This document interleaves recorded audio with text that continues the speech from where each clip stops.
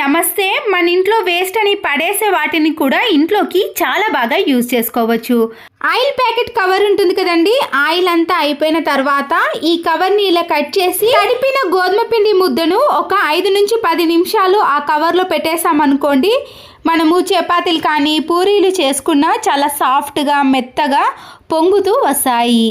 ఇంట్లో ఇలాంటి same keys ఉన్నాయి అనుకోండి, ఏ కీ పెట్టి తీయాలో కన్ఫ్యూజ్ అవుతూ ఉంటాం కదా, అలాంటప్పుడు మన ఇంట్లో ఇలాంటి కలర్స్ కానీ నెయిల్ పాలిష్ ఉన్నా సరేనండి, ఇలా డిఫరెంట్ కలర్స్ని మనము ఒక్కొక్క కీకి వేసామనుకోండి, కన్ఫ్యూజ్ కాకుండా మనము టక్కున ఆ కీని గుర్తు పెట్టుకొని ఈజీగా తీయగలుగుతాం. మనము కొత్త ప్లేట్స్ కానీ కొత్త బౌల్స్ తెచ్చుకున్నప్పుడు ఇలాంటి స్టిక్కర్స్ వస్తుంది కదండి, మనము ఇలా చేత్తో ఎంత తీసినా కూడా సరిగా రాదు కదా, అలాంటప్పుడు మన ఇంట్లో హ్యాండ్ వాష్ లిక్విడ్ని కొద్దిగా వేసి దూదితో కానీ లేదా చేత్తో కానీ బాగా ఇలా రుద్దేసేయండి. ఇలా 30 సెకండ్స్ పాటు రుద్దేసిన తర్వాత మనము ఈ స్టిక్కర్ని ఈజీగా తీయగలుగుతాం. స్టిక్కర్ మచ్చ కూడా అస్సలకే ఉండదండి. తర్వాత మనము ఇలా పొడి క్లాత్తో క్లీన్ చేసుకున్నాం అనుకోండి, నీట్గా ఉంటుంది. నిమ్మకాయ రసాన్ని తీసేసిన తర్వాత ఈ తొక్కలను పడేస్తాం, కానీ వీటిని ఇలా చిన్న చిన్న పీసెస్గా కట్ చేసుకోవాలి. ఇలా కట్ చేసుకున్న నిమ్మ తొక్కలో కొన్ని వాటర్ని వేసుకున్నాక 1 టీ స్పూన్ వరకు వంట సోడా ఉంటుంది కదండి, ఆ వంట సోడాను కూడా ఈ నిమ్మకాయ దాంట్లో కలిపేసేయండి. స్పూన్తో బాగా మిక్స్ చేసుకున్నాక టీ వడపోసే జాలి ఉంటుంది కదండి, దాంతో ఈ వాటర్ అంతా కూడా సపరేట్ చేసుకోండి. ఈ నిమ్మ తొక్కల్లో కొంచెం రసం అనేది ఉంటుంది కదండి, ఇలా స్పూన్తో ప్రెస్ చేసామనుకోండి పూర్తిగా వచ్చేస్తుంది. ఇప్పుడు ఈ వాటర్ని మనము వాష్రూమ్లో వేసి క్లీన్ చేసుకున్నామనుకోండి, బ్యాడ్ స్మెల్ కానీ వాష్రూమ్ అనేది చాలా నీట్గా ఉంటుంది. ఎలాంటి కెమికల్స్ని వాడకుండా ఇలా ఇంట్లో ఉండే వాటితోటే ఈజీగా క్లీన్ చేసుకోవచ్చు. చూసారు కదండి, నేను హార్పిక్ లాంటి వాటిని అస్సలకే యూజ్ చేయనండి, కానీ వాష్రూమ్ అనేది ఎప్పుడు చూసినా కూడా చాలా నీట్గా కొత్త దానిలా కనిపిస్తుంది. సరుకులు తెచ్చుకున్నప్పుడు టీ పొడిని కానీ లేదా డ్రై ఫ్రూట్స్, ఇంట్లోకి వాడే సామాన్లు ఉంటాయి కదండి, వాటన్నిటిని మనము ఇలా ఒక డబ్బాలో వేసుకొని స్టోర్ చేసుకుంటాం.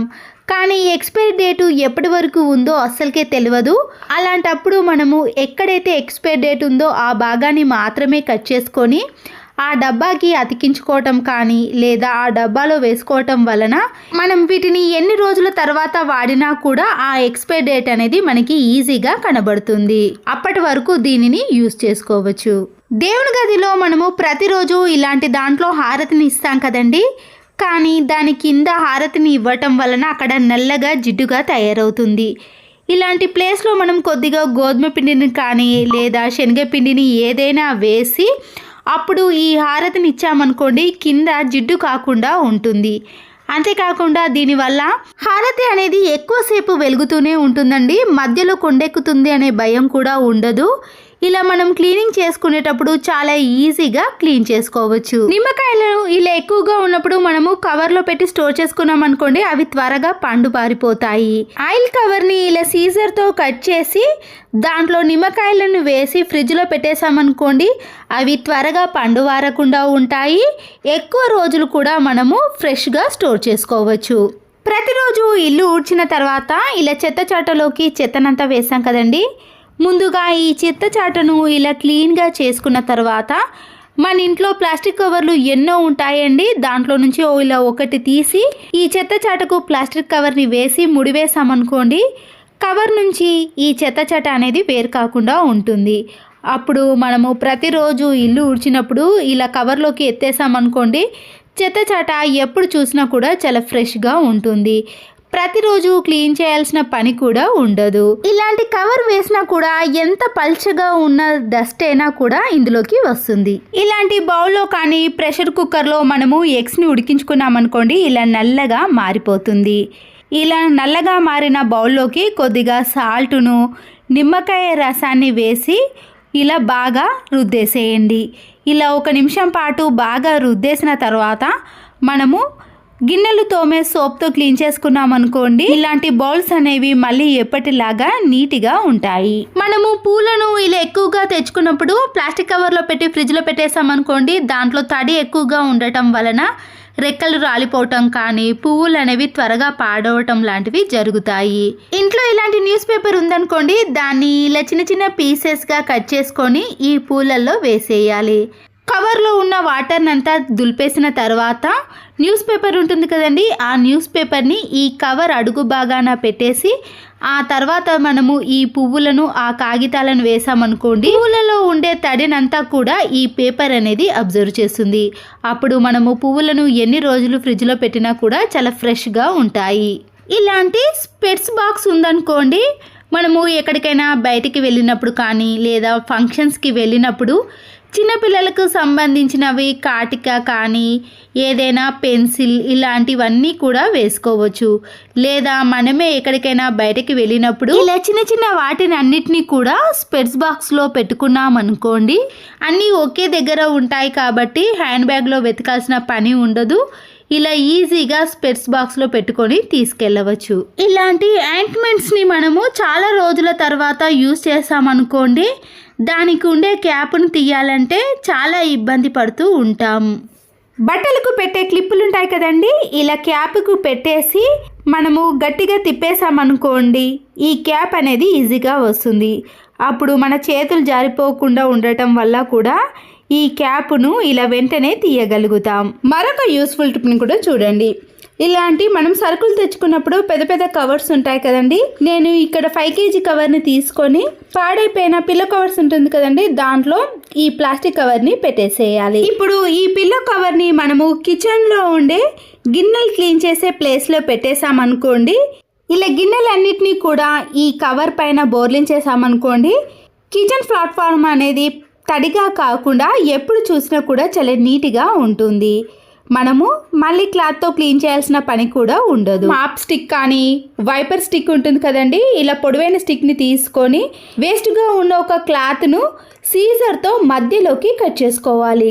కట్ చేసుకున్న ఈ క్లాత్ను ఇలా వైపర్ స్టిక్ యొక్క పైభాగం నుంచి కింది వరకు వేసి అది ఊడిపోకుండా ఉండటానికి ఒక రబ్బర్ బ్యాండ్ను వేసేయండి. ఇప్పుడు ఈ క్లాత్ పైన మీకు నచ్చిన లిక్విడ్ని వేసిన తర్వాత పైన కబోర్డ్స్ ఉంటాయి కదండి, మనము స్టూల్ కానీ టేబుల్ ఏది కూడా ఎక్కకుండా ఇలా కింది నుంచే పైన ఉన్న కబోర్డ్స్ని మనము ఈజీగా క్లీన్ చేసుకోవచ్చు.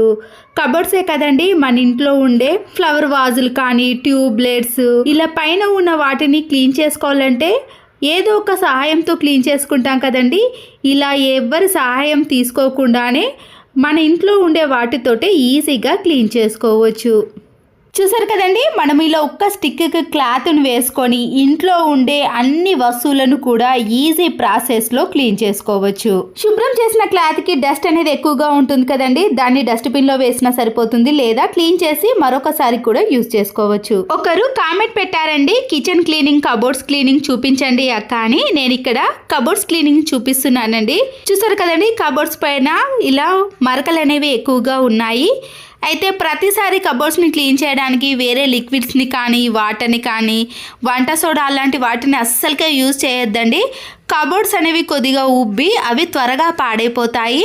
కాబట్టి నేను ఇక్కడ కొలిన్ని మాత్రమే యూజ్ చేశానండి. నేను సంవత్సరాల పాటు ఇది మాత్రమే వాడాను. దీనివల్ల కబోర్డ్స్ అనేవి ఎప్పుడు చూసినా కూడా నీట్గా క్లీన్గా ఉంటాయి, మరకలు కూడా ఈజీగా తొలగిపోయాయి. నేను ఇంతకు ముందు వీడియోలో కిచెన్ క్లీనింగ్ కూడా చూపించానండి, అందుకొరకే ఇప్పుడు చూపించడం లేదు.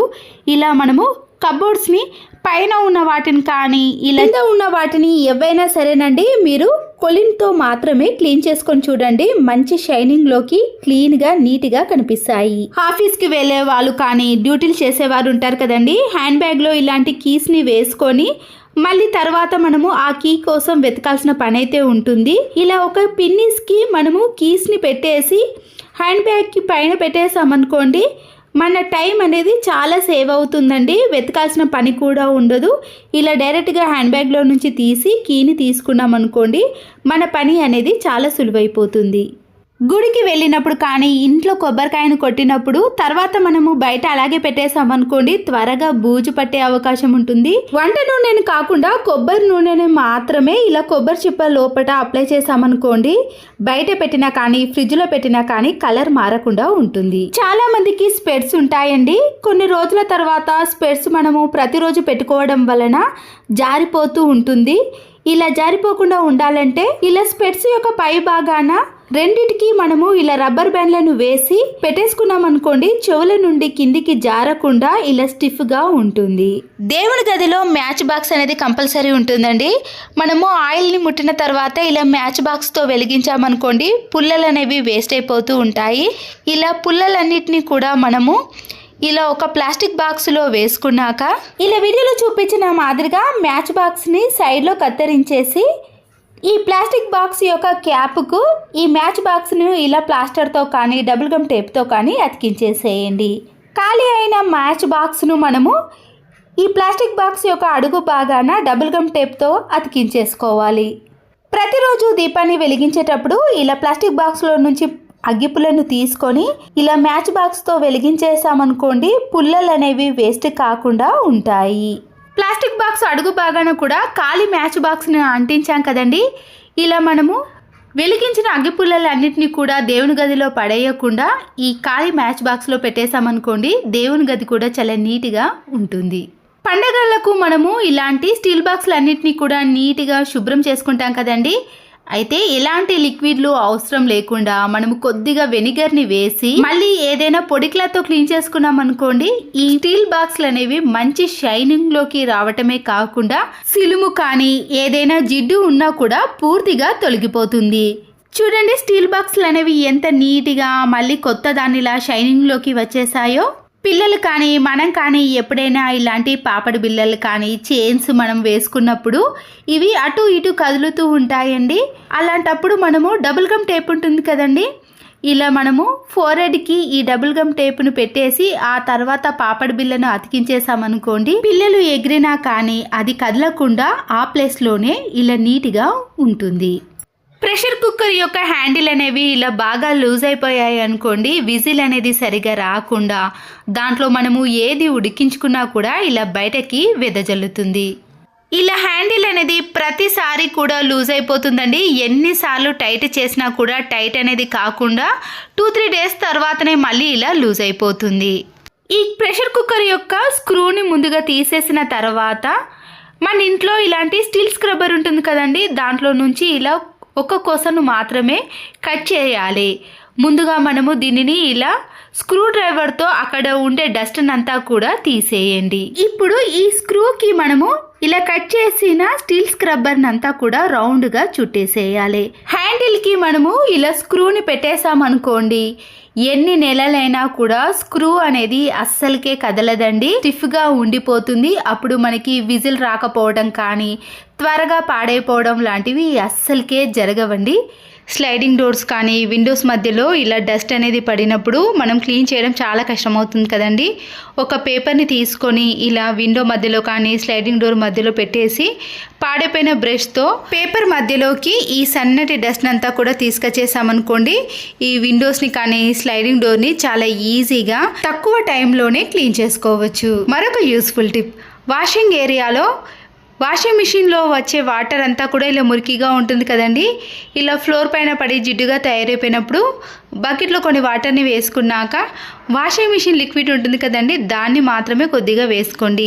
ఇంకేది అవసరం లేదండి. ఈ ఒక్క లిక్విడ్ తోటే ఇలా ఫ్లోర్ని ఈజీగా క్లీన్ చేసుకోవచ్చు. జిడ్డు కూడా చాలా ఈజీగా తొలగిపోతుందండి. చీపురు కట్టతో కానీ బ్రష్తో కానీ పదే రుద్దాల్సిన పని లేదండి.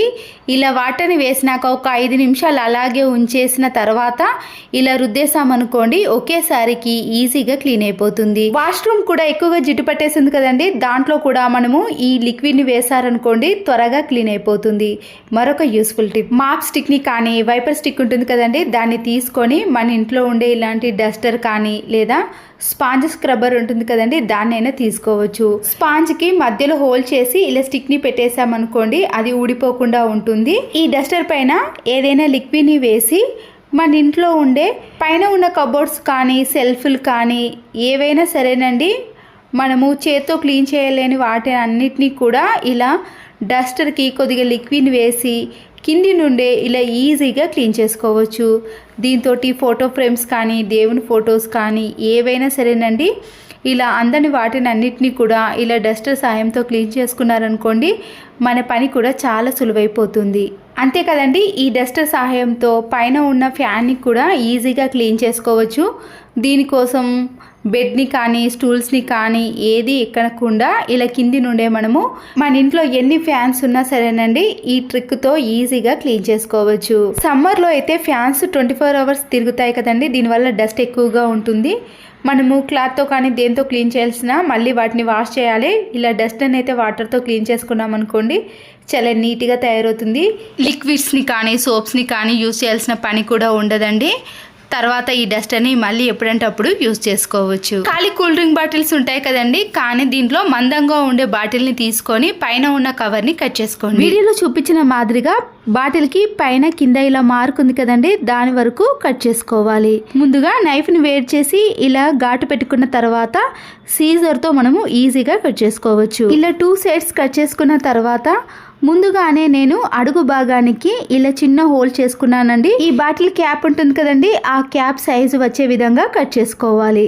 ఇలా కట్ చేసుకున్న అడుగు భాగం ఉంది కదండి, అలాగే పైన కట్ చేసుకున్న ఈ బాటిల్ని ఈ హోల్లో పెట్టేసేయండి. ఈ హోల్లో పెట్టిన తర్వాత క్యాప్ని కూడా పెట్టేసేయండి. ఇది చూడడానికి చాలా అందంగా కనబడుతుందండి. కావాలంటే మీరు కలర్స్ని కూడా వేసుకోవచ్చు. పైన షార్ప్గా ఉంటే కొవ్వొత్తితో కొద్దిగా వేడి చేసే షార్ప్నెస్ అనేది తగ్గిపోతుంది. దీంట్లో ఇలా మట్టిని వేసి మీకు నచ్చిన ఇండోర్ ప్లాంట్ కానీ అవుట్డోర్ ప్లాంట్ కానీ పెట్టేసుకోవచ్చు. మనీ ప్లాంట్ అనేది ఇంట్లో కానీ బయట కానీ ఎక్కడైనా ఈజీగా పెరుగుతుందండి. ఈ మనీ ప్లాంట్ని మనము ఇంట్లో ఎక్కడ పెట్టినా కూడా చూడడానికి చాలా అందంగా కనబడుతుందండి. వాటర్ వేసినవి కూడా కింద అస్సలకే పడదండి. మనము ముందుగా అడుగు భాగాన క్యాప్ని పెట్టేసాం కదా, దాంట్లోనే వాటర్ పడుతుంది. చూసారు కదండి. ఈ టిప్ నచ్చితే మాత్రం తప్పకుండా ఒక లైక్ చేయడం మాత్రం మర్చిపోకండి. పాడైపోయిన నిమ్మకాయలు కానీ నిమ్మ తొక్కలు ఉంటాయి కదండి, అవి వేస్ట్ అని పడేస్తాం. కానీ మన ఇంట్లో ఉండే డోర్ లాక్స్ ఉంటాయి కదండి, వాటి షైనింగ్ అనేది తగ్గిపోయినప్పుడు కానీ జిడ్డు పట్టినప్పుడు ఇలా నిమ్మ తొక్కతో క్లీన్ చేసుకోవాలి. ఎలాంటి డోర్ లాక్స్ అయినా పర్వాలేదండి, మంచి షైనింగ్లోకి జిడ్డు అనేది త్వరగా పోతుంది. కబోర్డ్స్కి ఉండే హ్యాండిల్స్ ఉంటాయి కదండి, వాటిని కూడా ఇలా నిమ్మ తొక్కతో క్లీన్ చేసి చూడండి, మళ్ళీ అవి కొత్త దానిలా మెరుస్తాయి. ఆయిల్ క్యాన్స్ కానీ ఆయిల్ బాటిల్ నెయ్యి బాటిల్స్ ఉంటాయి కదండి, అడుగు బాగాన కింద అలాగే పెట్టేసామనుకోండి ఫ్లోర్కి అంతా కూడా జిడ్డు పట్టేస్తుంది. నేను ఇంతకు ముందు వీడియోలో ఆయిల్ క్యాన్కి జిడ్డు పట్టకుండా ఉండే టిప్ని కూడా చూపించాను. కిచెన్లో వీటిని పెట్టే ముందు ఇలా పనికిరాని క్యాప్స్ ఉంటాయి కదండి, బిర్యానీ బ్యాగ్స్ యొక్క క్యాప్ని ముందుగా పెట్టేసి ఆయిల్ బాటిల్ని పెట్టేసామనుకోండి జిడ్డు పట్టకుండా ఉండటం వలన త్వరగా క్లీన్ చేసుకోవచ్చు. బాస్మతి రైస్ని వాడకుండా చాలా రోజుల పాటు అలాగే పెట్టేసామనుకోండి పురుగు పట్టడం కానీ స్మెల్ అనేది తగ్గిపోవటం లాంటివి జరుగుతూ ఉంటాయి. 2-3 బిర్యానీ ఆకులను బాస్మతి రైస్ని ఎందులో స్టోర్ చేసుకుంటున్నామో దాంట్లో వేసుకున్నాం అనుకోండి బాస్మతి రైస్కి వచ్చే వాసన అనేది అస్సలకే తగ్గదండి. అంతేకాకుండా పురుగు పట్టకుండా చాలా రోజుల పాటు ఫ్రెష్గా స్టోర్ చేసుకోవచ్చు. కూరగాయలు తీసుకున్నప్పుడు కానీ పండ్లు తీసుకున్నప్పుడు ఇలాంటి బాక్సులు వస్తాయండి. ఇలా క్యాప్ ఉన్న బాక్స్ను తీసుకున్నాక ప్లాస్టిక్ గ్లాసులు ఉంటాయి కదండి, మనకి నచ్చిన ప్లాస్టిక్ గ్లాసులను ఎన్నైనా తీసుకోవచ్చు. ప్రతిరోజు కూరలో వాడే పోపు దినుసులు ఉంటాయి కదా, వాటన్నిటిని కూడా ఇలా ప్లాస్టిక్ గ్లాస్లో వేసుకొని ముందుగా తీసుకున్న బాక్స్లో పెట్టుకోవచ్చు. ఫ్రిడ్జ్లో మనము కవర్స్ని కొద్దిగా ఓపెన్ చేసి అలాగే పెట్టేసామండి. ఫ్రిడ్జ్ తీసినప్పుడు కూడా ఒక్కొక్కసారి అవి కింద పడతాయి కదా, వాటన్నిటిని కూడా కవర్లో నుంచి తీసి ఈ ప్లాస్టిక్ గ్లాస్లో పెట్టేసుకొని ఎప్పుడు కావాలన్నా మళ్ళీ వీటిని యూజ్ చేసుకోవచ్చు. ప్రతిరోజు కూరలో వాడే పోపు దినుసులు ఉంటాయి కదండి, వాటన్నిటిని ఒక్కొక్క బాక్స్లో పెట్టకుండా ఇలా అన్నిటిని ఒకే దాంట్లో పెట్టేసామనుకోండి మన పని కూడా చాలా సులువైపోతుందండి. చూసారు కదండి, దీంట్లో అయితే చాలా వరకు పడతాయి. మీరు ఎన్ని కావాలంటే అన్ని ఇలా సర్దుకోవచ్చు. పురుగు పట్టిన వాటిని పిండిని కానీ రవ్వను కానీ ఏదైనా జల్లెడ పట్టాలన్నప్పుడు ఇలా పట్టేసామనుకోండి పక్కనంతా కూడా పడి వేస్ట్ అయిపోతుంది కదా. ఒక చిన్న గిన్నెను కానీ ఒక గ్లాస్నైనా తీసుకోవచ్చండి. ఇలా వీడియోలో చూపించిన మాదిరిగా జల్లెడని రివర్స్లో పెట్టేసి ఇలా జల్లెడ పట్టేసుకున్నాం అనుకోండి కింద పిండి అనేది అస్సలకే పడదండి, మధ్యలోనే పడుతుంది. చూస్తున్నారు కదండి, మనము కారం కానీ పిండి కానీ ఏది జల్లెడ పట్టుకోవాలన్నా ఈ టిప్ అనేది చాలా బాగా యూజ్ అవుతుంది. ఏవి కూడా వేస్ట్ కాకుండా మన పని అనేది త్వరగా అయిపోతుంది. మరొక యూస్ఫుల్ టిప్ని కూడా చూసేయండి. ప్లాస్టర్ ఉంటుంది కదండి, దాని మధ్యలో మనము ఫోనును పెట్టేసి కిచెన్లో కానీ హాల్లో కానీ ప్రతిసారి చేతిలో పట్టుకోకుండా ఇలా ప్లాస్టర్ మధ్యలో పెట్టేసామనుకోండి కింద అయితే అస్సలకే పడదండి. ఎంతసేపు మనం గట్టిగా అటు ఇటు కదిపినా కానీ ఫోన్ అనేది అందులోనే ఫిక్స్ అయిపోతుంది. పిల్లలు కూడా దగ్గర నుంచి ఫోన్ని చూడకుండా ఇలా ప్లాస్టర్లో పెట్టేసామనుకోండి, ఏ డిస్టెన్స్లో పెట్టుకోవాలన్నా కూడా ఈజీగా పెట్టేసుకోవచ్చు. ఆన్లైన్ క్లాసులు కానీ పిల్లలు ఆడుకున్నప్పుడు ఈ టిప్ కూడా చాలా బాగా యూజ్ అవుతుంది. వేస్ట్గా ఉన్న ఒక బాటిల్ని తీసుకున్నాక పై భాగాన్ని ఇలా కట్ చేసి వీడియోలో చూపించిన మాదిరిగా షార్ప్గా ఉండే ఒక దిక్కు మాత్రమే ఇలా కట్ చేసుకోవాలి. గ్యాస్ స్టవ్ యొక్క ఆన్ ఆఫ్ బటన్స్ని కానీ బర్నర్స్ ఉంటాయి కదండి, దాని చుట్టూ ఉండే జిడ్డును ఇలా షార్ప్గా ఉండే బాటిల్ సహాయంతో తీసేయచ్చు. మనము స్క్రబ్బర్తో కానీ క్లాత్తో కానీ క్లీన్ చేస్తాం, కానీ ఇలా సైడ్లో ఉన్న జిడ్డును అయితే అస్సలకి తీయలేం కదండి. ఇలా షార్ప్గా ఉండే బాటిల్స్తో తీసేయమనుకోండి, గ్యాస్ స్టవ్ అనేది ఎప్పుడు చూసినా కూడా నీట్గా ఉంటుంది. దీంతో గ్యాస్ స్టవ్ చుట్టూ కూడా ఇలా జిడ్డు ఉంటుంది కదండి, దాన్ని కూడా ఈజీగా తీసేయండి. మరొక యూస్ఫుల్ టిప్ని కూడా చూసేయండి. ఇలా మందంగా ఉండే ఒక పేపర్ని తీసుకున్నానండి. పేపర్ని ఇలా రెండుగా మలుచుకోవాలి.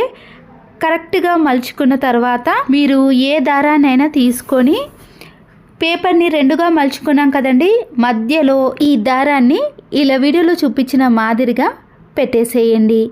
పెట్టేసిన తర్వాత సీజర్ని తీసుకొని పేపర్ని ఇలా క్రాస్గా చివరి భాగాన మనం దారం పెట్టాం కదండి, అక్కడ షార్ప్గా వచ్చే విధంగా కట్ చేసుకోవాలి. పేపర్ మధ్యలో ఉన్న దారం అనేది పై వరకు ఉందో లేదో చెక్ చేసుకున్నాక ఇలా నిడిల్ని తీసుకొని ఈ పేపర్ షార్ప్గా చేసాం కదండి, దాంట్లో పెట్టేసామనుకోండి, దారం కూడా చాలా ఈజీగా వచ్చేస్తుందండి. కళ్ళు సరిగా కనబడని వారు కానీ లేదా పెద్ద వయసు వాళ్ళు ఎవరైనా సరేనండి, 100 ఏళ్ళ ముసలావిడైనా సరేనండి, ఇలా పేపర్ మధ్యలో దారాన్ని పెట్టేసి షార్ప్గా కట్ చేసామనుకోండి, ఆ కొన అనేది ఇలా నిడిల్లోకి చాలా ఈజీగా ఎక్కించవచ్చు. చూసారు కదండి, ఇలా పేపర్ సహాయంతో మనము ఎన్ని దారాలైనా ఈజీగా ఎక్కించాలంటే ఈ టిప్ని ఫాలో అవ్వాల్సిందే. అంతేనండి. ఈ యూస్ఫుల్ టిప్స్ మీకు నచ్చినట్లయితే తప్పకుండా ఒక లైక్ చేసి మీ ఫ్రెండ్స్కి కానీ రిలేటివ్స్కి షేర్ చేయండి. మరో యూస్ఫుల్ వీడియోతో మళ్ళీ కలుద్దాం. Thanks for watching.